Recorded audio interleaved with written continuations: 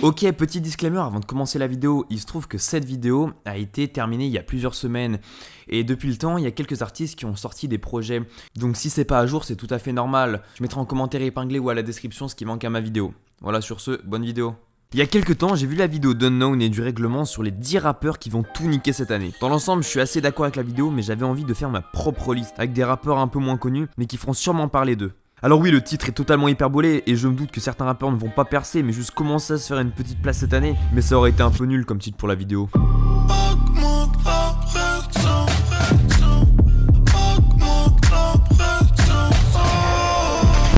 Ces enculés me demandent qui je suis, je leur dis que je suis son père.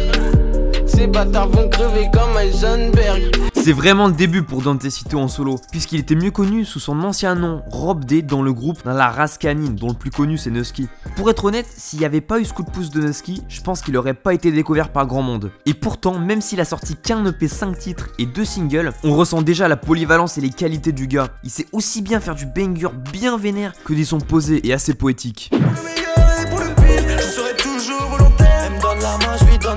Je suis loin des autres, je suis sur mon toit. Shaman et Sully se sont lancés il y a pas très longtemps dans un duo, puisqu'ils ont été pendant très longtemps considérés par beaucoup comme membres de Columbine. Dans le style, ça reste assez proche de Columbine, mais avec les touches perso de Shaman et Sully. Grâce au coup de pouce qui est apporté par la notoriété de Columbine, ça leur fait gagner en visibilité. Mais je pense que s'ils continuent sur cette lancée, ils parviendront à se détacher un peu de cette image des gars de Columbine qui partent en duo et uniquement se faire connaître en tant que Shaman et Sully. Et après leur album ultra poétique, ultra percutant et surtout ultra qualitatif, ils ont réussi à prouver qu'ils avaient la capacité de grimper sans Columbine. Je reçois une cargaison de pensées qui résonne dans ma tête. Moi et ma haine on a fusionné, je n'ai plus la vision nette. Depuis quelques mois, il commence à se faire un peu connaître. Et je pense que s'il reste productif, Witt pourrait avoir les capacités de percer. Et si ça parle de plus en plus de lui, c'est parce qu'il a un style unique, son rap ressemble à aucun autre. C'est pas mal chargé en autotune, mais de manière super innovante, ce qui fait que t'as pas l'impression d'entendre un énième Ornette la frappe. La plupart du temps, il a un flow très mélancolique et un style assez dépressif. Ouais, c'est bizarre, mais c'est le mot le plus proche de ce que je ressens en écoutant ses sons. Premièrement, le gars arrive dans le game avec un style très original. Il est encore au début de son succès, mais il commence déjà à se réinventer, comme par exemple avec le son Cette Vie. Witt, il fait partie du Digital Mundo, et le second rappeur qui en fait partie, en plus d'avoir une collab sur quasi chacun de leurs projets avec Witt, c'est le suivant dans ma liste. Je te raconte pas ce qui m'est passé par la tête hier. De toute façon, je suis déjà mort à l'intérieur, j'ai éteint la lumière. Laylo, c'est celui qui complète Witt en termes artistiques. C'est pour ça que je le mets à la suite dans ma liste. Quand j'écoute du Witt, j'enchaîne rapidement avec du Laylo et inversement. C'est toujours un flow et un style ultra innovant et des paroles de dépressif. Et sur ce point, c'est même bien plus marqué que Witt. Laylo, c'est le futur. Ouais, bon, dit comme ça, c'est bizarre. Mais en plus de parler tout le temps de digital, tu sens que c'est hyper en avance sur les autres rappeurs. En plus d'être très autotuné, c'est de manière hyper précise pour que ça rende pas dégueulasse. Ah oui, une dernière chose. Si tu veux écouter du son qui fait bien bader, écoute Laylo. Maman, pardon, c'est grave, j'aime beaucoup la drogue. Maman, pardon, c'est grave, j'augmente encore fois la dose.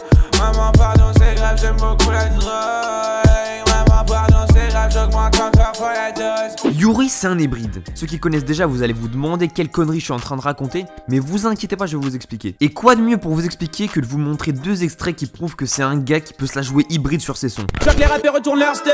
Elle s'est pétasse, elle bouffe mon skeg. À toi tu fumes pas sur mon stuff. Trace de me sper sur leur stuff. Des proches qui s'estinent, ça me donne des idées. De la ville avec Zidi, je suis dans le vice de la pire espèce. Il sait super bien faire des sons sans fond uniquement pour le turn up. D'ailleurs le projet de Tsar Bomba en est rempli. Et à l'inverse des sons qui te font remettre la vie en question. Il y en a aussi pas mal dans la trilogie des Tsar Trap. Quand je suis dans un mood où je veux pas écouter des trucs qui font réfléchir, j'écoute du Yuri. Et quand je veux écouter des trucs qui font bien réfléchir et bien bader, j'écoute du Yuri aussi. Si je pense qu'il a les moyens de percer cette année, c'est parce qu'il a vraiment un style unique. Son délire de rapper en articulant pas trop, ça donne un style qui laisse vraiment pas indifférent.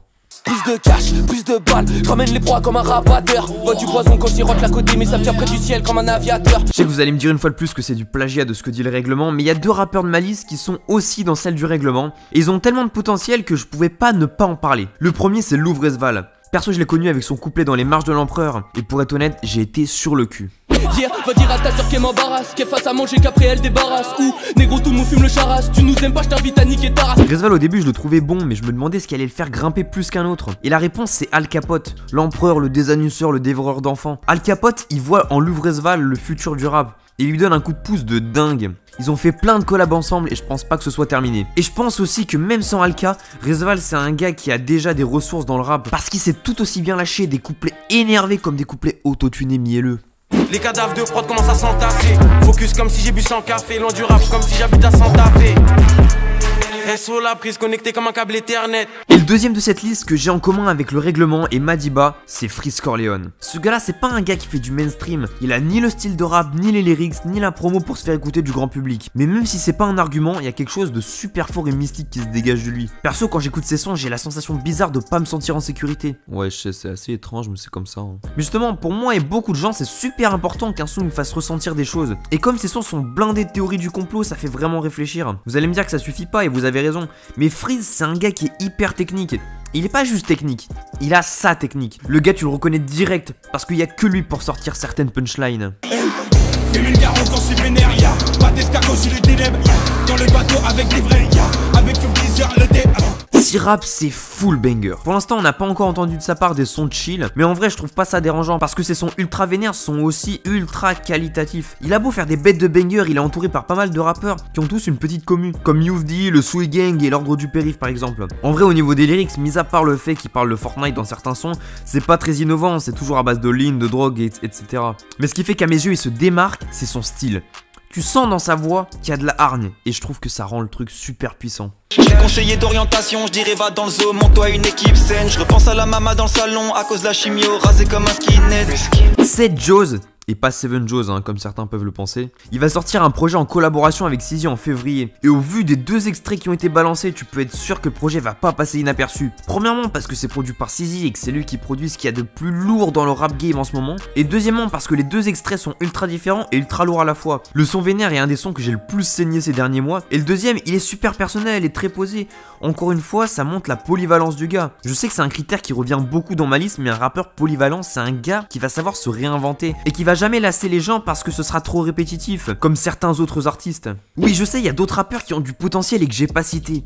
Premièrement, parce que c'est les 10 rappeurs que je connais qui sont le plus susceptibles de parler d'eux. Et deuxièmement, c'est pas parce qu'un rappeur est bon qu'il va percer, il y a aussi des facteurs qui peuvent favoriser leur réussite, comme le fait d'être mis en avant par un entourage qui est déjà connu, ou alors d'avoir un buzz lié à une originalité particulière. Il y a des rappeurs qui méritent aussi de percer cette année et qui pour moi ne vont pas avoir cette chance tout de suite. Ils ont quand même beaucoup de talent et je veux parler d'eux parce que c'est quand même de la grosse frappe.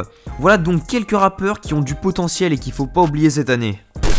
J'entends faire des rabois, mes rêves sont broyés. Je m'en fous que c'est que tu crois. De couleur je suis noyé. Remortagé par smile de life. Je parle peu mais je dis tout dans la musique.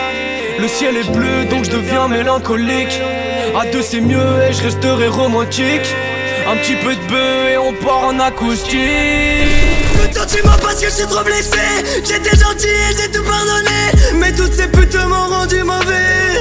Toutes ces putes m'ont rendu mauvais. Allez cassez-vous de toute façon je vous aime pas. Découpe d'abord ma rondelle de saucisson et après la prod. On est meilleur quand on a le ventre vide. Je gratte après ma crotte. Ils ont l'impression de tout tuer putain. Faut qu'ils arrêtent la drogue. Je vais les baiser pas les buter. C'est pas du tout les mêmes rapports. Une fille comme elle collectionne l'édition d'argent. Je peux pas lui offrir mon cœur. Personne mérite mieux que mon clan. Mon clan. Je mourrai trop jeune avant de pouvoir devenir grand. J'ai pas de love dans ma bank. J'ai pas le sans contact, babe. J'ai pas le sans contact. Je me doute que la liste n'est pas celle que t'aurais espéré sur la globalité parce qu'en réalité il y a bien plus que 10 rappeurs qui peuvent potentiellement percer cette année. Sauf que je les connais pas tous et cette liste représente ce qui me marque, ce qui n'est pas le cas de tout le monde puisque les goûts chacun en a des différents. C'est pour ça que je t'invite à me partager ta liste si elle est différente ou à compléter la mienne en commentaire. Et sur ce, je te retrouve bientôt pour une prochaine. Fume une garde quand c'est vénère, y'a pas d'escargot sur les ténèbres. Dans le bateau avec des vrais, y'a avec une viseur le dé. Faut que je brille pour eux, car c'est ami eux. Faut que je dorme un peu, mais pour ça je dois fuck ce jeu. Ils ont voulu se défiler, résultat des constats.